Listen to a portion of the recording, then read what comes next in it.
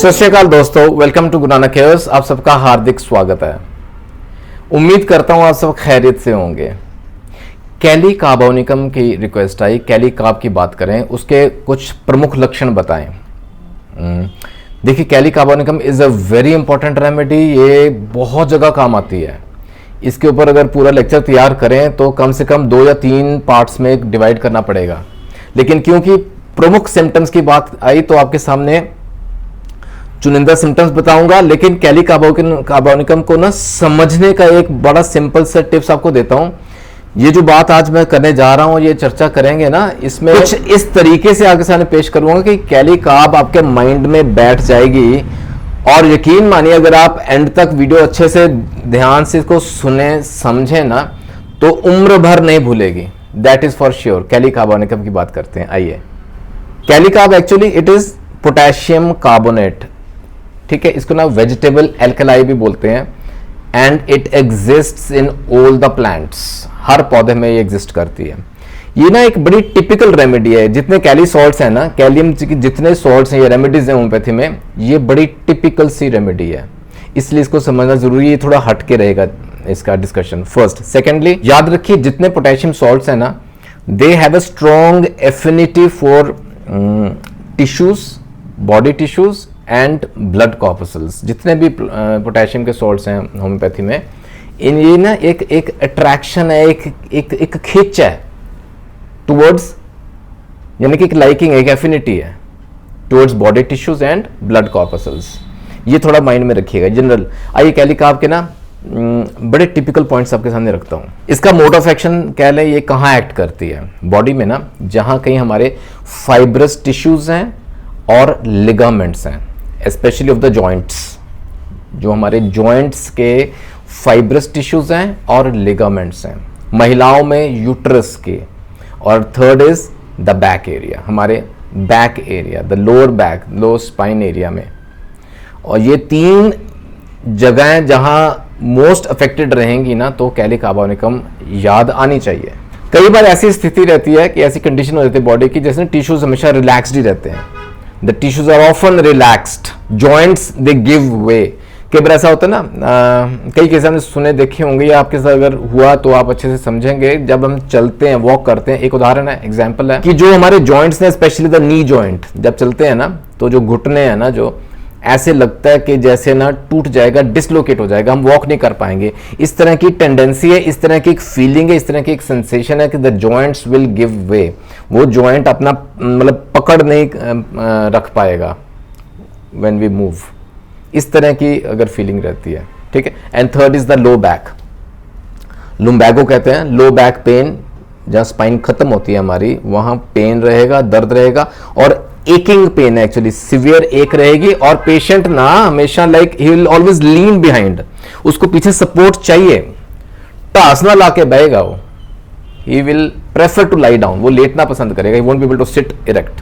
जैसे मैंने शुरू में कहा ना, अगर आप थोड़ा सा तवज्जो दें इस तरफ तो कैली कार्ब कभी भूलेंगे नहीं। इसके की नोट्स बताता हूं आपको। ये की नोट्स दिमाग में रखिएगा, बड़े इजी हैं, इजी टू अंडरस्टैंड। सबसे पहला की नोट है पर्सपिरेशन, यानी कि स्वेट, यानी कि पसीना। पसीना किस तरह का आता है, इसको स्वेटिंग होती है। ये बड़ी टिपिकल पेक्यूलियर है टूवर्ड्स कैली कार्ब, ठीक है, इसीलिए इसके की नोट्स कहे जाते हैं। स्वेटिंग की बात करते हैं। इसका जो पसीना है ना, बड़ा ऑफेंसिव सा रहता है, ऑफेंसिव स्वेट, यानी कि इसकी पेक्यूलियर सी टिपिकल सी स्मेल रहती है, बास आती है, खट्टी खट्टी सी बास आती है, सार स्मेल ऑफ स्वेट। दूसरा इंपॉर्टेंट सिम्टम स्वेट को लेके, जो पार्ट्स हमारे दर्द करते हैं ना बॉडी के, वहां स्वेटिंग ज्यादा होगी। Sweating on painful parts of the body, ये बड़ा इंपॉर्टेंट है। थर्ड, स्वेटिंग हो जाती है ऑन स्लाइटेस्ट एक्सर्शन। हल्का सा कुछ एक्सर्ट किया, मम्मी ने बोला ये बाल्टी जरा वहां रख रहा हो, बंदे को पसीना आना शुरू हो जाएगा। कोई टब या कोई बॉक्स यहां से वहां रखा, यानी कि हल्की सी स्लाइटेस्ट एक्सर्शन हुई और पसीना आना शुरू हो गया। Sweating on slightest exertion. And finally sweating बढ़ती है रात के वक्त, स्वेट एग्रोवेट्स, यानी कि स्वेटिंग पसीना ज्यादा आएगा एट नाइट टाइम। और फाइनली आफ्टर ईटिंग, कुछ खा लिया ना, पसीना आना शुरू हो जाएगा, चाहे it is a non spicy food. ये बड़े टिपिकल सिम्टम्स हैं जहां कैली कार्बोनिकम काम करती है, उसके की नोट्स, स्वेटिंग पहला।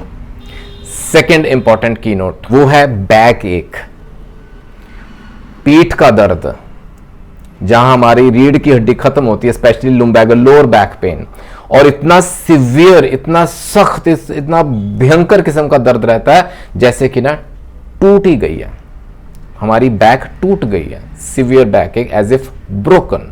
महिलाओं में यही सिम्टम्स ऐसे आते हैं, देखिए कितना सिवियर बैक एक रहेगा बिफोर मेंसेस, पीरियड्स आने से पहले, उस दौरान, during menses, even during labour, उस वक्त भी पेन बर्दाश्त नहीं होता, काबिले बर्दाश्त, नाकाबिले बर्दाश्त हो जाता, ठीक है।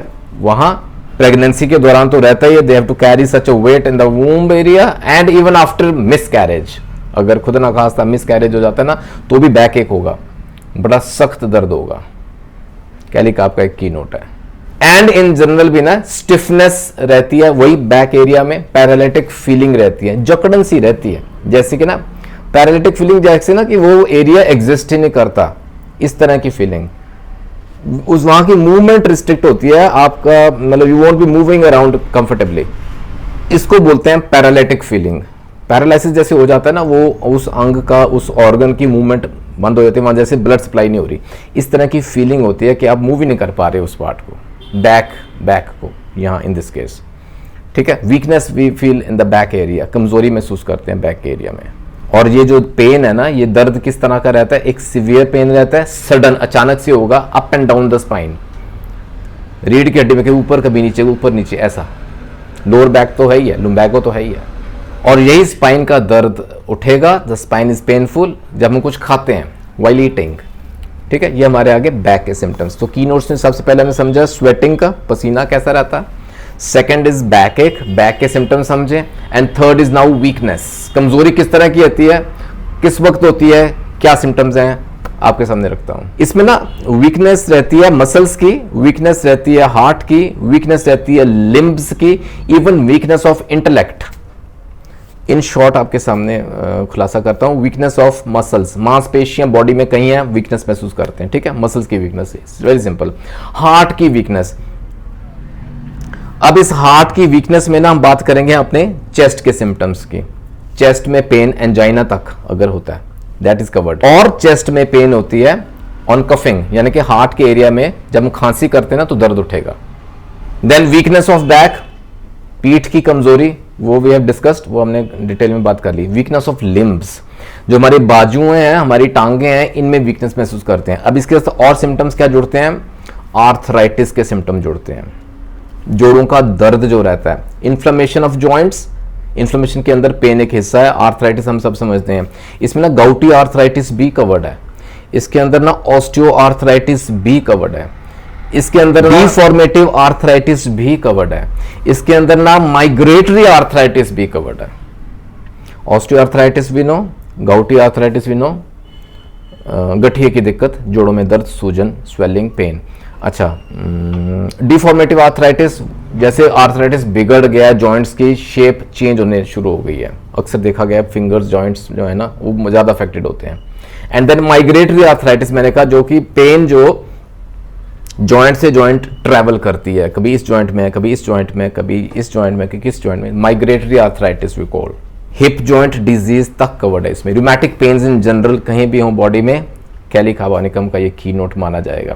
अच्छा, इन जनरल लिम्स की बात की है ना मैंने, वीकनेस है तो हाथ और पांव अक्सर देखा गया है ठंडे रहते हैं, ये माइंड में रखिएगा, आगे फिर काम आएगा। अब है वीकनेस ऑफ इंटेलेक्ट, यानी कि दिमागी जो बंदे की सूझबूझ होनी चाहिए ना, उसमें कमजोरी, बुझा बुझा सा दिमाग। अच्छा, बंदा ना बहुत सेंसिटिव है, like I would say hyper sensitive. काहे को? He will be hyper sensitive to noise, to touch, to pain. Pain तो है, मैंने बताया आपको, नाकाबिले बर्दाश्त दर्द, ही इज हाइपर सेंसिटिव। हल्का सा पेन हुआ, जैसे हल्की सी एक्सर्शन पे उसको पसीना आया, लो बैक पेन हुआ, ठीक है, hyper sensitive to pain, hyper sensitive to touch, क्योंकि सोरनेस हो गई है। अगर जॉइंट्स में दिक्कत है, किसी बॉडी में मांसपेशियों में अगर वीकनेस है तो हाइपर सेंसिटिव है, छूने से भी उसको प्रॉब्लम्स आ सकती हैं, सिम्टम्स एग्रवेट हो सकते हैं। And then hyper sensitive to noise, तो है हल्का सा कुछ शोर हुआ, नहीं बर्दाश्त करेगा। अच्छा, ऐसे बंदे का दिमाग जो है ना, is always full of fear, डर से भरा पड़ा, इमेजिनेशंस हैं, मन गढ़ंत, जैसे कि ऐसा होगा वैसा होगा, अगर ऐसा हो गया तो ऐसा होगा, हमेशा डरा डरा सा स्वभाव रहेगा। और जब वो अकेला होगा ना, उसको मौत का डर रहेगा। There is fear of death when he is alone. ठीक है, ये इसके कीनोट्स मेन आगे, स्वेटिंग, बैक के सिम्टम्स एंड वीकनेस के सिम्टम्स। इसमें क्या क्या चीजें कवर्ड है सारी मैंने आपके सामने रखी। दो इंपॉर्टेंट और बातें बताऊं आपको। कई बार ऐसे पेशेंट्स से सामना होता है जब वो ना प्रॉपर सिम्टम्स नहीं दे पाता। इस तरह के केसेस अक्सर आते हैं। Practitioners will very well understand कि जहां ना बड़े वेग से सिम्टम्स देता है, वो पिन पॉइंट कर ही नहीं पाता कि मेरे को ये दिक्कत है पर्टिकुलरली। ऐसे अगर वेग सिम्टम्स देता है ना, तो कैलिकार्ब माइंड में रखिएगा। दूसरी बात, कैलिकार्ब का पेशेंट है ना, he will be sensitive to cold. ठंडी नहीं बर्दाश्त कर सकता बंदा। We can say intolerance of cold weather. ठीक है, कैलिकार्ब का मैंने शुरू में बताया ना आपको, इसके ऊपर इतना मैं बोल सकता हूं, 2-3 वीडियोस और बन सकते हैं, लेकिन बड़ा ही थोड़ा मुश्किल था, लेकिन इसको एक वीडियो में डालना और उसमें with summarised all the important points मैंने कोशिश की कवर करने के लिए। अच्छा, बिफोर एंड इसका ना पेशेंट के कॉन्स्टिट्यूशन कैसा रहता है, किस तरह का मरीज होगा। Usually it is suited to dark haired aged persons. थोड़े ना उम्र ज्यादा रहती है मरीजों की, पर्सन्स एज्ड पर्सन्स है, डार्क हेयर है, और दे आर ना इंक्लाइंड टू गेट फैट। क्योंकि ना बॉडी स्ट्रक्चर ही ऐसा होता है कि मोटापे की तरफ बड़े इजीली चले जाते हैं, बड़े आसानी से मोटे हो सकते हैं। ये कॉन्स्टिट्यूशन रहता है कैलिकार्ब पेशेंट का। कोल्ड से सेंसिटिव रहते हैं, मैंने बताया कोल्ड वेदर बर्दाश्त नहीं होती, इंटॉलरेंस टू कोल्ड वेदर रहती है, कोल्ड सेंसिटिव रहती है, थिन ब्लडेड होते हैं ऑफ कोर्स, तभी ये सिम्टम आता है। हाथ पांव ठंडे रहते हैं, एंड जो एटमॉस्फेरिक चेंजेस होती है ना अचानक से, वो बड़ी जल्दी, वो he is sensitive, hyper sensitive, तो he is always shivering kind, हमेशा कांपते, बिकॉज शिवरिंग है, ठंडी नहीं बर्दाश्त कर सकते। और मैंने शुरू में यूज किया था, पैरालिटिक टेंडेंसी रहती है, उस ऑर्गन का या बॉडी का ना मूवमेंट का दायरा सीमित रहता है। आई मीन ड्रॉप्सिकल टेंडेंसी रहती है, इडिमेटस टेंडेंसी रहती है, कहीं ना कहीं सूजन रहेगी बॉडी के एरिया में।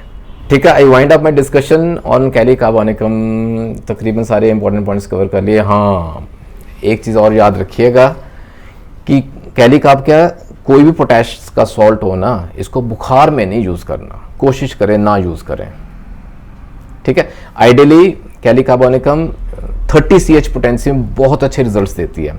जहां ये मैंने आपको कीनोट्स बताए हैं, ये इसके टिपिकल सिम्टम्स बताए, पेक्यूलियर, राइट, जो स्पेशल कैलिकार्ब के सिम्टम्स हैं, अगर मैच करती हैं तो इसके 2-3 डोजेस ही मैजिकल रिजल्ट्स देखने में आते हैं, देती है ये रिजल्ट्स अच्छे। राइट फ्रेंड्स, मैंने पूरी कोशिश की अपनी तरफ से आप तक कैलिकार्ब ऑनिकम के बेनिफिट्स जरूर पहुंचे। उम्मीद करता हूँ पहुंचे होंगे, इससे आपको फायदा होना चाहिए। दोस्तों जुड़े रहें गुरु नानक केयर्स के साथ for more such informational videos. पहली बार आए तो सब्सक्राइब जरूर कीजिएगा और वो बेल आइकॉन को प्रेस करें फॉर लेटेस्ट अपडेट्स। जल्दी मिलेंगे अगले वीडियो में, अपना ख्याल रखिएगा जरूर। Take care, God bless.